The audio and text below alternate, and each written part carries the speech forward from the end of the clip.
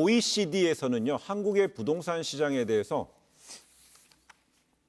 부정적으로 보지 않으면서요, 동시에 어떤 입장을 내놨냐면요, 한국의 경제 성장률 전망치를 되레 상향 조정했다고 밝혔습니다. 관련 발언 잠시 들어보시겠습니다. OECD 37개국 중 올해 경제 성장률 1위로 예상될 만큼 가장 선방하는 나라로 평가받고 있습니다. 고통받고 있는 국민들에게 1위 홍보를 지금 할 때인가요? 애당초 악화일로를 겪던 우리 경제와 호황을 구가고 있던 선진국들과의 차이는 올바른 비교가 아닙니다. 네, 경제협력개발기구 OECD가 올해 한국의 경제 성장률이 마이너스 0.8%로 37개 회원국 중에 가장 높을 거라 전망했습니다. 앞서서 있었던 수치보다 상향 조정해서 더 좋을 거라는 전망을 했는데, 여기에 대해서 청와대는 딴 데도 아니고 OECD 이렇게 평가했으면 고무적일 수밖에 없을 것 같아요.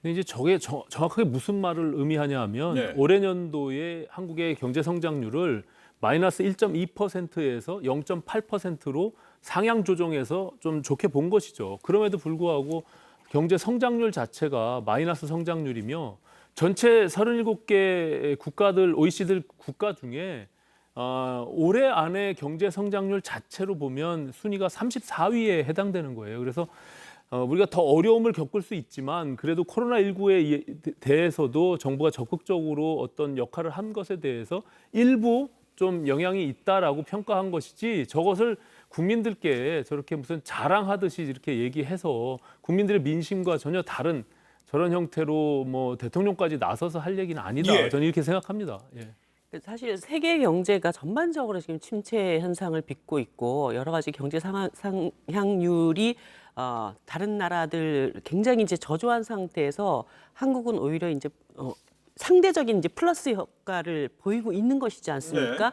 뭐 그런 점에서는 이 정부가 코로나라고 하는 전대미문의 이런 상황 속에서도 선방하고 있다. 이런 점들은 또 인정을 해줘야 될 것 같습니다. 하지만 이제 정부가 항상 이야기를 할 때 제일 중요한 것은 이제 공감 능력인 것 같아요. 국민들이 예. 굉장히 어려울 때, 야, 우리 그래도 이렇게 잘했고 칭찬받았습니다. 이 얘기보다 우리가 이렇게 선방하고 있지만 아직도 여러 가지 어려운 점이 있고 더 노력해서 삶을 개선하겠습니다. 이렇게 이야기를 하는 방식이었으면 훨씬 더 좋지 않았을까 하는 생각이 듭니다. 근데 실제적으로요, 저는 오신환 의원이랑 좀 다른 게, 우리는 마이너스 0.8이고요. 뭐 2위랑도 4%포인트나 차이가 날 정도, 주요국들이 6에서 마이너스 10% 수준 훨씬 넘게 되면 올해 이 정도로 방어하게 되면 내년에는 이런 기저효과 때문에 우리는 훨씬 더 유리한 선에서 출발할 수 있는 부분이잖아요. 그래서 만약에 이런 수혜라든지 최근에 여권의 지지율이 떨어지지 않는 상황이었다면 이거는 K방역의 효과 때문에 대단히 자랑하고도 또 차고 넘치지 않을까요? 자랑할 만한 이유가?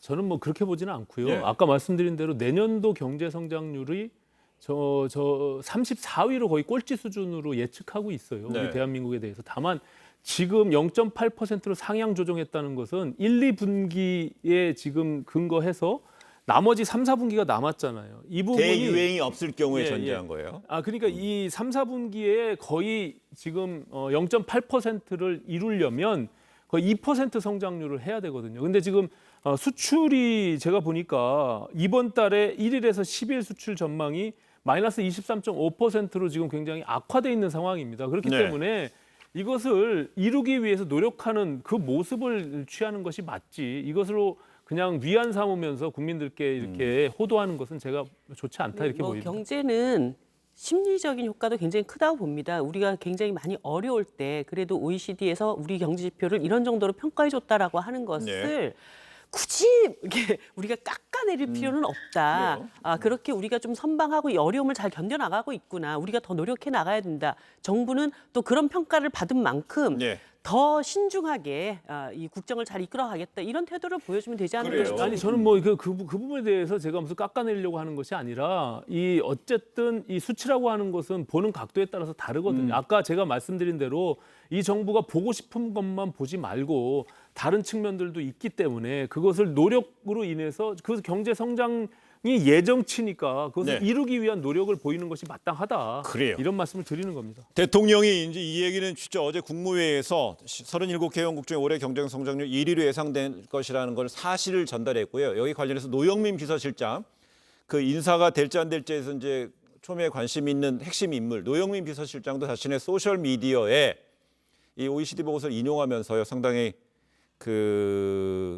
의미 있게 아주 양호한 성장률을 거듭 강조하는 글을 올렸고 또 앞서서 사의를 표명하기 하루 전에도 코로나 위기에 성공적 대응을 얘기했기 때문에 노영민 실장의 유임설이 이 소셜 미디어에 올린 글이 혹시 유임으로 가는 부분을 좀 본인은 생각하고 있는 게 아니냐는 해석도 있네요. 양측면이 다 있다고 봅니다. 아, 그래요? 조만간 그만둘 것이기 때문에 더 오히려 소셜 미디어에 얘기를 적극적으로. 그러니까 노영민 실장이 그 올 초에 비서진들한테 SNS에 글 올리고 이런 거 하지 말라고 말라고 했죠. 했지 않습니까? 그런데 본인이 저렇게 글을 올리기 시작했다는 것은 이제 곧 내가 사인으로 돌아갈 수 있기 때문에 좀 얘기를 제대로 해야 되겠다. 이렇게 생각이 들 수도 있어요. 예. 아니 지금 굉장히 이제 여론이 악화되고 국정 지지도가 떨어지는 과정 속에서 거기에는 부동산과 또 여러 가지 경제 여건들인데 OECD가 나름대로 긍정적으로 평가한 부분들을 나름 국민들께 좀 자랑하고 싶은 마음이야 있겠죠. 근데 국민들의 정서나 마음은 사실상 굉장히 어렵거든요. 그렇기 예. 때문에 그것을 좀 겸허하게 또 겸손하게 이렇게 할 필요가 있는데 노영민 실장은 그 부동산 논란의 중심에 있는 사람인데 SNS에 저런 식으로 글을 올려서 이 국면을 전환하려고 하는 듯이 보이는 것은 오히려 저는 좋지 않은 측면이 있다 이렇게 보여집니다. 그래 그리고요